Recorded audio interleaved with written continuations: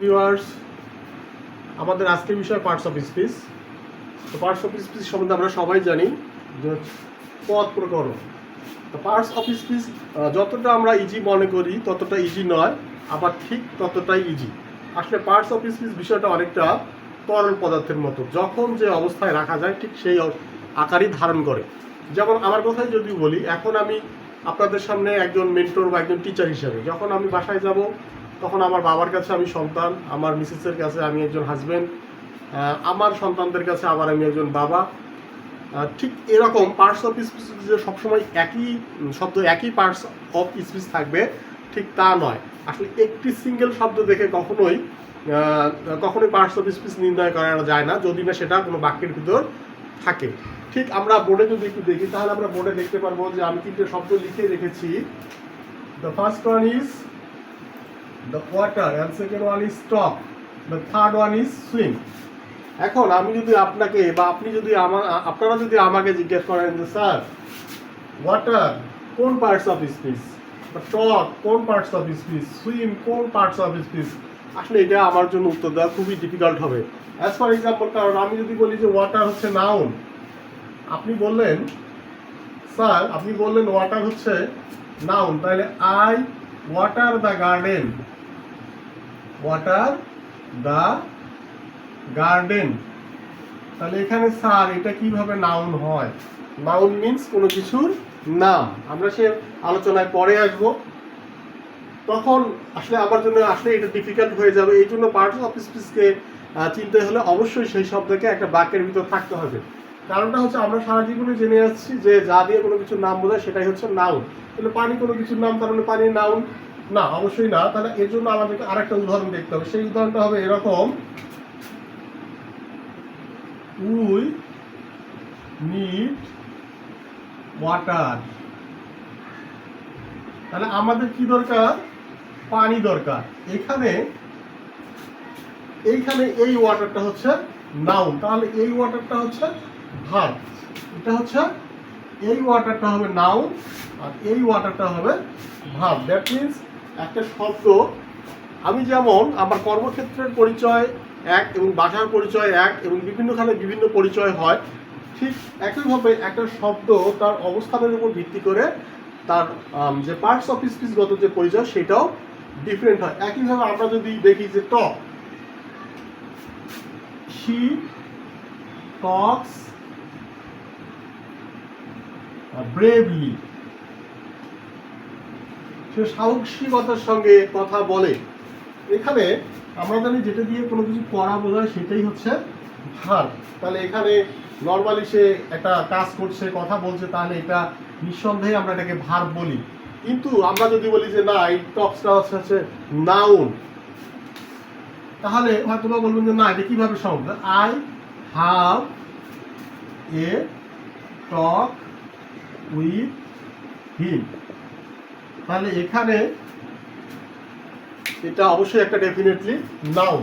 That means আমাকে বা আপনাকে যদি কেউ বা আপনাদের কেউ যদি সিঙ্গেল একটি শব্দ জিজ্ঞেস করে বলে যে এটা কোন parts of speech, then really সেটা বলা খুবই ডিফিকাল্ট, যদি না যতক্ষণ না পর্যন্ত সেই শব্দটা কোনো বাক্যে প্রয়োগ করা হয়। তাহলে এই জন্যই সাধারণত পার্টস অফ স্পিচ এর সংজ্ঞায় বলা হয়ে থাকে যে বাক্যের অন্তর্গত প্রত্যেকটি অর্থবোধক শব্দকেই পদ বলে।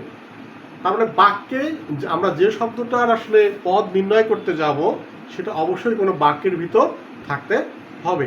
তাহলে এখন আমরা বলেই ফেলছি যে পার্টস অফ স্পিচ হচ্ছে বাক্যের অন্তর্গত প্রত্যেকটি অর্থবোধক শব্দকেই পদ বলে। এটা আমরা ছোটবেলা থেকেই জেনে এসেছি। তো তারই ধারাবাহিকতা পার্টস অফ স্পিচ 8 প্রকার আমরা বোর্ডে লিখে ফেলছি অলরেডি আমি। Noun, pronoun, adjective, verb, adverb, preposition, conjunction and interjection. আসলে আমরা যেভাবে পড়েছি বই একদম হাতে কলমে, সেটা হচ্ছে যে whatever we see through our eyes is called noun, that may be person, place or things. মানে আমরা চোখে যা কিছু দেখি সেটাই হচ্ছে নাউন। মানে এক কথায় নয়নে যাহা দেখি তাই নাউন। যেমন একটা মেয়ের নাম হচ্ছে দীপা, তারপরে হচ্ছে বল, তারপর হচ্ছে ব্যাট, ক্যাট। মানে whatever we see through our eyes, whatever is see through our eyes is called noun. মানে আমরা চোখ দিয়ে যাহা দেখি তাই নাউন। এক কথায় নয়নে যা দেখি তাই noun. Noun then come the pronoun, সর্বনাম। Pronoun is a word which is use instead of pronoun. প্রোনাউনটা হচ্ছে এমন একটা শব্দ যেটা নাউনের পরিবর্তে ব্যবহৃত হয়। মানে হচ্ছে প্রোনাউনের কাজটা হচ্ছে অনেকটা পরিবর্তন, অন্যের পরিবর্তে কাজ করা। এক কথায় যেমন হচ্ছে pronoun is a word that is not noun but noun equivalent. যেমন এখানে আমরা একটা মেয়ের নাম লিখেছি দীপা, এখানে আমরা এটা না লিখে আমরা এখানে শি লিখবো। এগুলো খুবই কম বেসিক ডিসকাশন, শি লিখবো। তাহলে হচ্ছে প্রোনাউনটা হচ্ছে যেটা নাউনের পরিবর্তে ব্যবহৃত হয়। সাধারণত এগুলো হচ্ছে হি, শি, ইট, দে, এগুলো। প্রোনাউনের আবার অনেক ক্লাসিফিকেশন আছে, সেগুলোর উপর আবার অনেক ডিসকাশন আছে। অ্যাডজেক্টিভ সাধারণত আমরা মানে বলে থাকি দোষে গুণে গায়ে গান, তার নাম অ্যাডজেক্টিভ। মানে যেটা দিয়ে নাউন বা প্রোনাউনের দোষ, গুণ, অবস্থান, সংখ্যা, পরিমাপ এইটা বোঝাবে, সেইটাই হচ্ছে অ্যাডজেক্টিভ। যেমন অনেস্ট, রিচ, পুওর। তাহলে আমরা দেখলাম যেটা দিয়ে দোষ, গুণ, অবস্থান, সংখ্যা বোঝায় সেটাই হচ্ছে অ্যাডজেক্টিভ। এই জন্য বলা হয় দোষে গুণে গায়ে গান, তার নাম অ্যাডজেক্টিভ। ভার্ব আমরা সাধারণত যেটা দিয়ে কোনো কাজ হওয়া, যাওয়া, খাওয়া, চলা বোঝায় সেটাই হচ্ছে ভার্ব।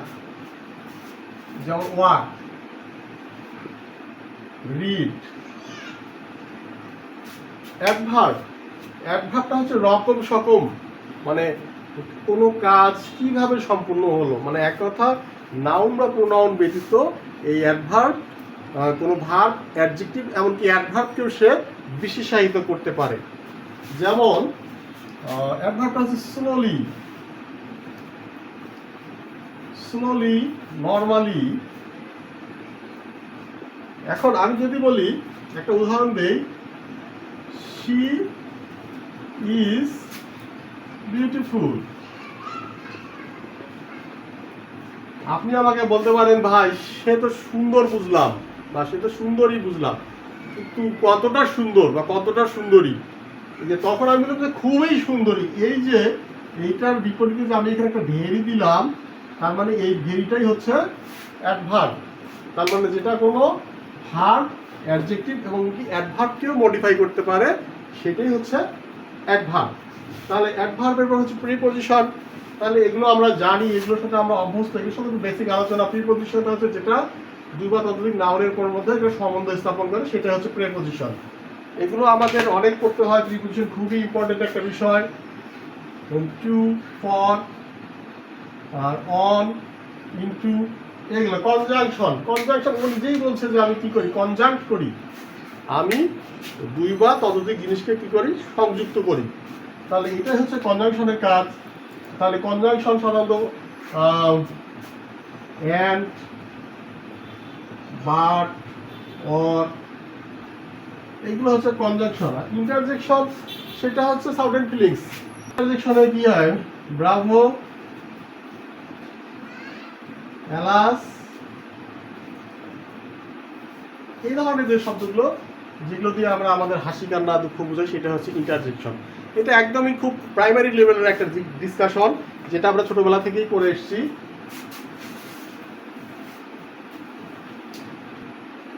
ওকে, এখন যদি আমরা বোর্ডে দেখি যে তাহলে আমরা একটা বাক্য লিখেছি এবং আমরা এটাও বলেছিলাম যে বাক্যের অন্তর্গত প্রত্যেকটি শব্দ কোনো না কোনোভাবে একটা পার্টস অফ স্পিচ হবে। তারপরে আমরা এখানে একটা বাক্য লিখেছি কি, bravo, Dipa has won the first prize and she takes it from the chairman quickly. তার মানে আমরা বলেছি যে বাক্যের অন্তর্গত প্রত্যেকটি শব্দই একটা পার্টস অফ স্পিচ হবে। তার মানে এই বাক্যে যত শব্দ রয়েছে যেভাবেই থাক, সেটা এই 8 রকমের কোনো না কোনো রকম পার্টস অফ স্পিচে পড়তে হবে, তাহলেই আমাদের ডেফিনিশন ঠিক থাকবে। তাহলে আমরা লিখেছি ব্রাভো, দীপা। তাহলে আমরা বলেছি whatever we see through our eyes is called noun. তাহলে এখানে এই যে দীপাটা হচ্ছে একটা মেয়ের নাম যাকে আমরা দেখতে পারি, এটা হচ্ছে নাউন। দেন আমরা বলছি প্রোনাউন, সেটা হচ্ছে নাউনের পরিবর্তে ব্যবহৃত হয়, যেটা নাউন নয় কিন্তু নাউনের সমান।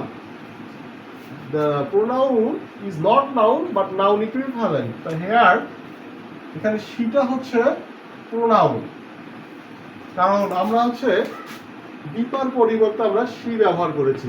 দ্যাট মিনস সিটা এখানে ডেফিনেটলি একটা প্রোনাউন। অ্যাডজেক্টিভ তাহলে হচ্ছে অ্যাডজেক্টিভ জাতীয় কোনো কিছু দোষ, গুণ, অবস্থান, সংখ্যা, পরিমাপ বোঝায়। তাহলে এখানে সে কেমন পুরস্কার পেয়েছে? প্রথম পুরস্কার। এই প্রথমটা হচ্ছে অ্যাডজেক্টিভ। তারপর হচ্ছে ভার্ব, যেটা দিয়ে কোনো কাজ বোঝায়, যেটা দিয়ে কোনো কাজ করা বোঝায়। যেমন এখানে টেক্স, বুঝতেই পারছি আমরা এটা হচ্ছে একটা ভার্ব। তারপর হচ্ছে অ্যাডভার্ব, কোনো কাজ কিভাবে হলো, ক্রিয়া বিশেষণ। এখানে সে পুরস্কারটা নিল চেয়ারম্যানের কাছে, কিন্তু কিভাবে নিল? কুইকলি। তার মানে এটা হচ্ছে অ্যাডভার্ব।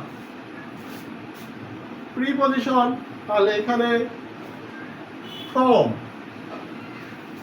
এটা হচ্ছে প্রিপজিশন। কনজাংশন, যেটা যদি দুটো বাক্যকে কনজাংক্ট করে, সংযুক্ত করে, এটা হচ্ছে কনজাংশন। আর যেটা দিয়ে আনন্দ, হাসি, কান্না বা উৎসাহ বোঝায়, সেটা হচ্ছে ইন্টারজেকশন। তাহলে এই যে ব্রাভোটা হচ্ছে ইন্টারজেকশন। তাহলে আমরা জানি এই যে হ্যাশট্যাগটা, এটা হচ্ছে একটা অক্সিলারি ভার্ব, কোনটা হচ্ছে ভার্ব, প্রিন্সিপাল ভার্ব। আর ডিটারমিনার, এখানে ডিটারমিনার সাধারণত অ্যাডজেক্টিভের কাজ করে। তারপর হচ্ছে প্রাইস, এটা হচ্ছে নাউন অথবা প্রনাউন।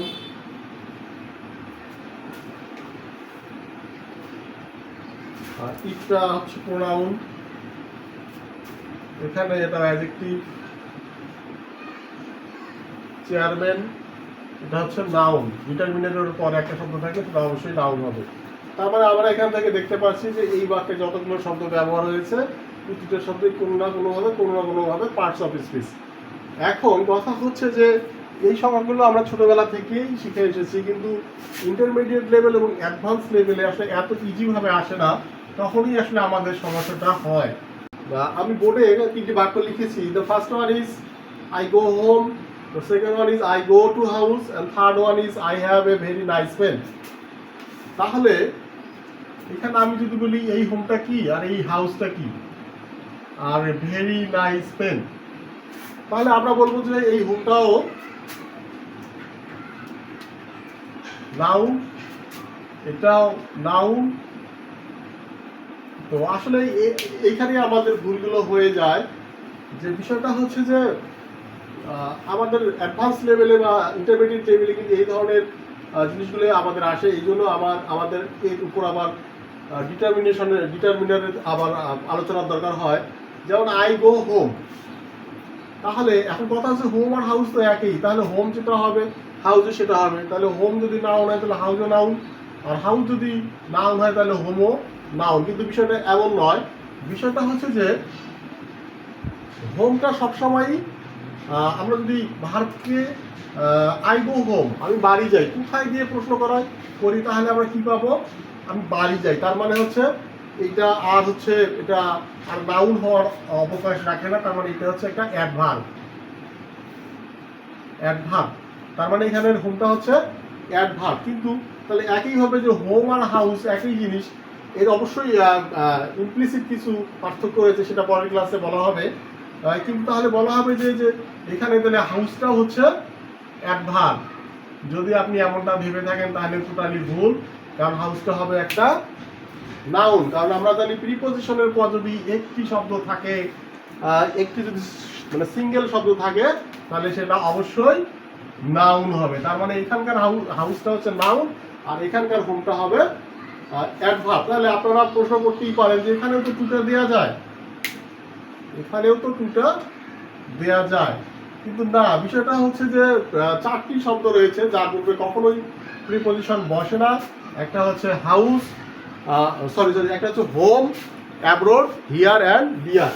তার মানে হোম, অ্যাব্রোড, হিয়ার, দিয়ার এগুলোর উপরে কখনোই প্রিপজিশন টু বসে না, এবং কেমন পর্যন্ত হয়তো বসবেও না। এখন এই না বসার কারণেই এই হোমটা হয়ে গেল অ্যাডভার্ব আর হাউসটা হয়ে গেল হচ্ছে নাউন। এখন আপনি যদি বলেন এই টোটাল এইটা হচ্ছে কি, তাহলে এখন আমরা কিন্তু এই গো ভার্বটাকে যদি এখন আমরা কোথায় গিয়ে প্রশ্ন করি, তাহলে কিন্তু আমি বাসায় যাই। তার মানে তখন এটা হবে একটা অ্যাডভার্বিয়াল ফ্রেজ, অ্যাডভার্বিয়াল ফ্রেজ। একইভাবে আমি একটু আগে বলেছি যে আসলে আমাদের পার্টস অফ স্পিচ ভালো করে জানতে গেলে আমাদের ডিটারমিনারেরও জানা দরকার। কারণটা হচ্ছে দেখেন, I have a very nice pen. আসলে আমরা যারা ইন্টারমিডিয়েট এবং অ্যাডভান্স লেভেলে পড়াশোনা করি তাদের ক্ষেত্রে আসলে আমাদের এই ধরনের আইডেন্টিফিকেশনগুলো দেওয়া হয়, যেটা আমাদের জন্য খুবই জটিল হয়ে যায়। দেখেন, আমি যদি বলি সাজিদ, SAZID, সাজিদ হাসান। এখন আমি যদি বলি এটা কি, তাহলে তাহলে আপনি বলবেন যে এটাও নাউন এটাও নাউন। সরি ভাই, যদি দুইটা নাউন পাশাপাশি থাকে তাহলে সব ডানেরটা হবে নাউন, তার পূর্বেরটা হবে অ্যাডজেক্টিভ। তাহলে ঠিক এই ধরনের কতগুলো নিয়ম আছে, যেমন এখানে আমাদের একটা ডিটারমিনার রয়েছে। তাহলে ডিটারমিনারের পরে যদি একটা শব্দ থাকে তাহলে সেটা নাউন, যদি দুইটা শব্দ থাকে তাহলে সর্বশেষের মানে সব ডানেরটা নাউন, তার আগেরটা হবে হচ্ছে অ্যাডজেক্টিভ,